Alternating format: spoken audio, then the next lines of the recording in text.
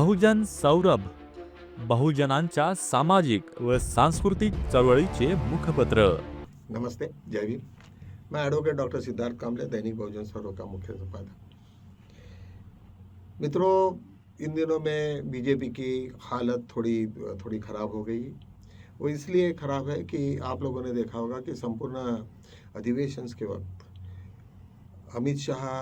पूरी तरह का से गायब थे। हर वक्त ये चलता था कि जब भी कभी सेशन चलता था दोनों भी हाउस में, तो अमित शाह वहाँ पे बिल्कुल अपनी मौजूदगी में सब पूरा संभालते थे। हर चीज़ उनके डायरेक्शन से चलती थी, लेकिन इस वक्त वो कहीं नहीं दिखे। थोड़ी देर के लिए कहीं तक दिखे मोदी जी के साथ में, बाद में फिर नहीं दिखे। अब इसके ऊपर में बहुत सारे अटकलें लगाए जा रही है कि मोदी और शाह के बीच में कुछ बराबर नहीं चल रहा है और किसी और के साथ में बराबर नहीं चल रहा है। वहाँ पे काफ़ी एक तो जो जिस तरीक़ा से इप्स्टीन फाइल में जो भी खुलासे हो गए, उसके ऊपर में इस्तीफे की मांग हो गई, लेकिन कोई किसी के बारे में कुछ बात करने को ये नहीं है। काफ़ी लोग ऑफेंसिव हो रहे हैं, काफ़ी लोग, और बीजेपी में बड़ी मुसीबतें आ गई कि ऐसे वक्त किस तरीक़ा से सिचुएशंस होना चाहिए। तो मुझे लगता है कि वो सभी लोग जो भी आज जितने भी एनालिसिस हो गया उनका, कि अमित शाह जब वहाँ पे थे, तो जब पार्लियामेंट सेशन चल रहा है, जब यहाँ पे फाइनेंस का बजट के वो सेशन चल रहा है और वहाँ पे वो गायब होना, ये अपने आप में ही एक बता रहा है कि उनके आपस में कुछ ठीक से बन नहीं रहा। इधर मोदी जी के ऊपर में जिस तरीक़ा से अमेरिकन कोर्ट्स में जो मसला चल रहा है, क्रिमिनल केस चल रही है, और जिस तरीक़ा से पन्नू के मर्डर केस में जो मतलब अटेम्प्ट टू मर्डर में जिस तरीक़ा से हालत हो गई, तो उसमें अमित शाह का नाम तो निश्चित होना है, क्योंकि होम मिनिस्टर है वो, और यहाँ की इंटरनल सिक्योरिटी उनके पास में है, और अजित डोवाल के पास में भी उनका पूरा का पूरा है, वो भी टारगेट है। लेकिन जब भी कभी सिचुएशन हो जाती है तो होम मिनिस्ट्री की तरफ में ये सब आता है। तो मुझे लगता है कि अमित शाह भी उतने ही जिम्मेदार है कि जब भी कभी वो कोई बाहर की इसमें किसी को मारने की हत्या करना, ये बहुत बड़ा क्राइम होता है। शायद इसमें वो बचेंगे नहीं है, और ये उनको मार, और कैनेडियन वो जो आदमी जो मारा गया है, तो उसके भी बारे में काफ़ी दिक्कतें आने की संभावना को ये नहीं कर सकते। लेकिन ये सब सिचुएशंस को देखते हुए मुझे ऐसा लगता है कि जो ट्रेड डील और जिस तरीक़ा से इनका ऑफेंसिव, इनका डिफेंसिव, मतलब अभी बीजेपी पूरी की पूरी अपने बचाव पक्ष में आई है, और पूरा ऑफेंसिव मतलब, और कांग्रेस और पूरा इंडिया अलायंस ये पूरा ऑफेंसिव है, मतलब काफ़ी अटैक कर रहे हैं उसके ऊपर में। तो इस तरीक़ा से होने से मुझे ऐसा लगता है कि उनको मालूम था एक बहुत बड़ा एक चीज़, कि किसी भी हालत में ओम बिरला यदि जब वहाँ पे आ जाते हैं तो ये इनका कभी भी वो सत्ता को पलटा नहीं सकते, क्योंकि ओम बिरला वो बहुत ही चतुर थे और मोदी जी के बहुत ही नज़दीक के थे। तो सबसे बढ़िया काम यही है कि ओम बिरला को किसी भी हालत से गिरा तो इमीडिएटली सरकार गिर जाएगी। तो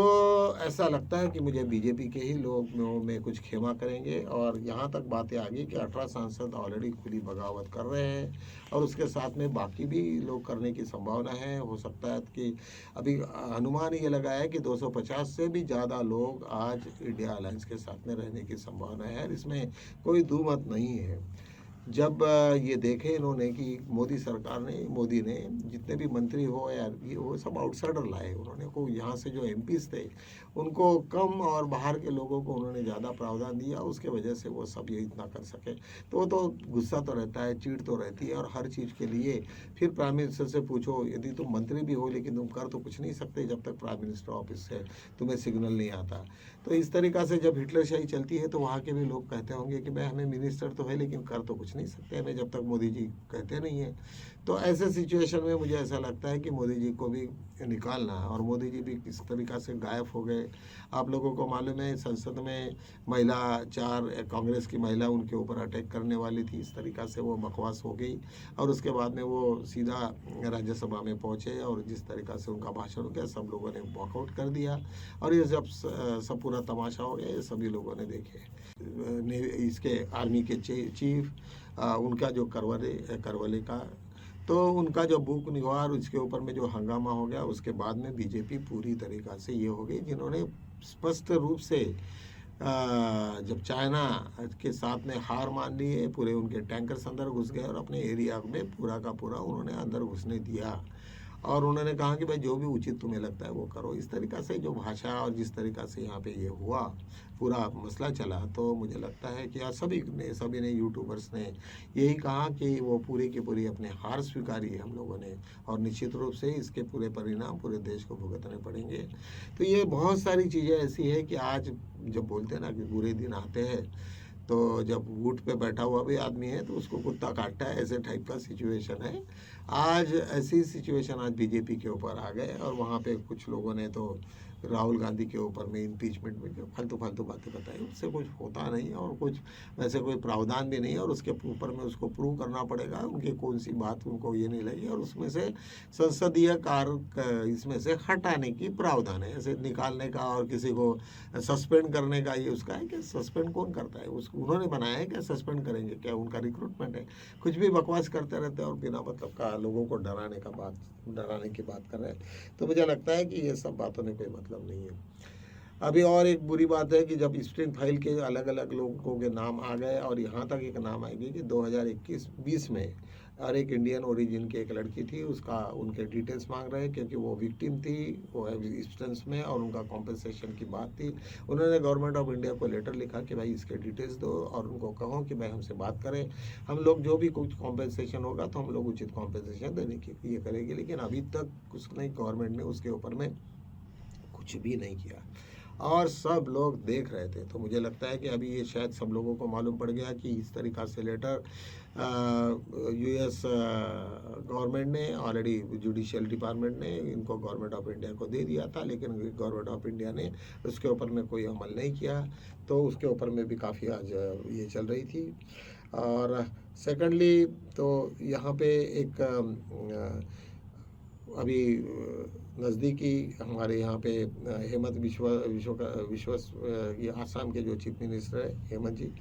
तो वहाँ पे भी एक थोड़ा सा कुछ अनस्टेबल हुआ था। वहाँ पे भूपेंद्र बोरा करके वहाँ पे एक कांग्रेस के बड़े लीडर थे, उन्होंने रिज़ाइन किया था। बाद में फिर कांग्रेस वालों ने संभल के उसको बुलाए, फिर उसको समझा के वगैरह सब वो मैटर्स को ख़त्म किए। तो इस टाइप के बहुत सारे जगह पे आज की ये मैटर चले, लेकिन इन सब दिनों में यही लग रहा है कि सबको लगता है कि जब ओम बिरला को यदि हरा दिए और दूसरा कोई भी आदमी आएगा, इतना कोई ये नहीं रहेगा, और आने के पहले ही शायद जैसे भी ओम बिरला चले जाते तो अविश्वास प्रस्ताव आएगा, और उस वक्त कोई ना कोई तो भी गेम करने का इरादा है इंडिया अलायंस। और मुझे लगता है कि इस वक्त जिस तरीक़ा से अजीत पवार की जो पार्टी है, शायद वो इनके इसमें शायद बीजेपी के साथ कितना वो सहयोग करती या नहीं करती है, और क्या खेला करेंगे, क्योंकि ये सब के सब लोग पहलवान लोग हैं। इंडिया अलायंस के कोई सादे लोग है नहीं है, सब सीनियर लोग हैं। तो मुझे लगता है कि आने वाले दिन बीजेपी के लिए काफ़ी भारी पड़ने वाले हैं। इन्हीं शब्दों के साथ मैं यही रुकता हूँ, कल मिलेंगे, तब तक के लिए जय भीम।